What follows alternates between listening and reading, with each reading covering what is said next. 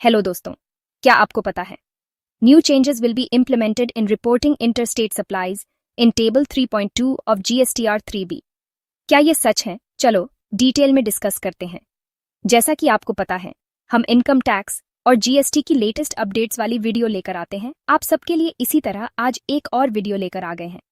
और हाँ, वीडियो को लास्ट तक जरूर देखना, क्योंकि आपको एडवाइस ब्रेन की वीडियोस में टैक्स एक्सपर्ट का इंसाइट और कुछ इंपॉर्टेंट टिप्स मिलेंगे। और अगर आप हमारे चैनल पर नए हो तो चैनल को सब्सक्राइब करें। चलो शुरू करते हैं।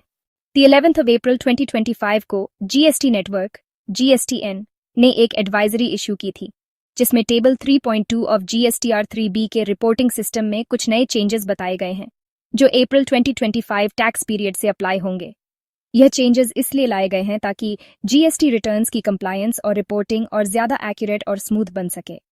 टेबल 3.2 बेसिकली उन सप्लाईज से रिलेटेड है जो इंटरस्टेट सप्लाईज होती हैं और unregistered persons, composition tax payers या यूएन होल्डर्स को की जाती है। इस टेबल का रोल काफी इंपॉर्टेंट होता है, क्योंकि ये इंश्योर करता है कि आउटवर्ड सप्लाईज जो आप जीएसटीआर 1, जीएसटीआर 1A या आईएफएफ में रिपोर्ट करते हो, उनके बेसिस पर ही टैक्स लायबिलिटी करेक्ट कैप्चर हो सके। चलो डिस्कस करते हैं। 1. पहला change, auto population of table 3.2। अब जो टेबल 3.2 होती है जीएसटीआर 3B में, उसमें जो भी वैल्यूज आपने इंटरस्टेट सप्लाईज के लिए डिक्लेयर की है जीएसटीआर 1, जीएसटीआर 1A और आईएफएफ में, वो वैल्यूज ऑटो पॉपुलेट हो जाएंगी। यह auto population table 3.1 and 3.1 of GSTR 3B में ऑलरेडी रिपोर्ट किए गए सप्लाई डिटेल्स के बेसिस पर किया जाएगा। 2. दूसरा चेंज, टेबल 3.2 अब नॉन एडिटेबल हो जाएगी। अप्रैल 2025 टैक्स पीरियड से जो टेबल 3.2 है जीएसटीआर 3B की, उसमें जो भी डेटा ऑटो पॉपुलेट होकर आएगा वो नॉन एडिटेबल होगा। मतलब अब आप मैन्युअली उस टेबल के अंदर कोई भी वैल्यू चेंज या करेक्ट नहीं कर पाओगे। आपको जीएसटीआर 3B सिर्फ सिस्टम जनरेटेड वैल्यूज के साथ ही फाइल करनी पड़ेगी, स्पेशली टेबल 3.2 में। 3. तीसरा चेंज, अगर ऑटो पॉपुलेटेड डेटा गलत हो तो कैसे रेक्टिफाई करें? अगर अप्रैल 2025 के बाद आपको टेबल 3.2 में कोई भी गलती या डिस्क्रिपेंसी दिखे, तो आप उसको डायरेक्ट जीएसटीआर 3B में एडिट नहीं कर पाओगे। गलती को करेक्ट करने के लिए सिर्फ ये 2 तरीके अवेलेबल होंगे। 1. फॉर्म जीएसटीआर 1A में रेलेवेंट एंट्रीज को अमेंड करके। 2. या फिर अगले टैक्स पीरियड में फॉर्म जीएसटीआर 1 या आईएफएफ में करेक्ट डेटा फाइल करके। मतलब डायरेक्ट जीएसटीआर 3B में कोई भी करेक्शन का ऑप्शन नहीं मिलेगा वंस डेटा ऑटो पॉपुलेट हो गया होगा। 4. चौथा चेंज, जीएसटीआर 3B में एक्यूरेसी एंश्योर करना।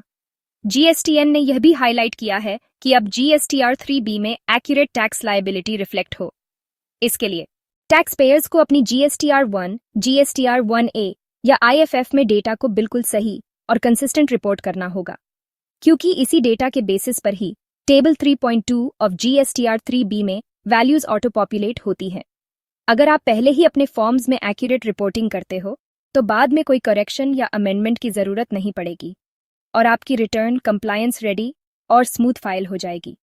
यह अपडेट जीएसटीएन की ब्रॉडर इनिशिएटिव का पार्ट है, जिसका में फोकस है ऑटोमेशन, ट्रांसपेरेंसी और एक्यूरेसी को इम्प्रूव करना, स्पेशली रिटर्न फाइलिंग प्रोसेस में।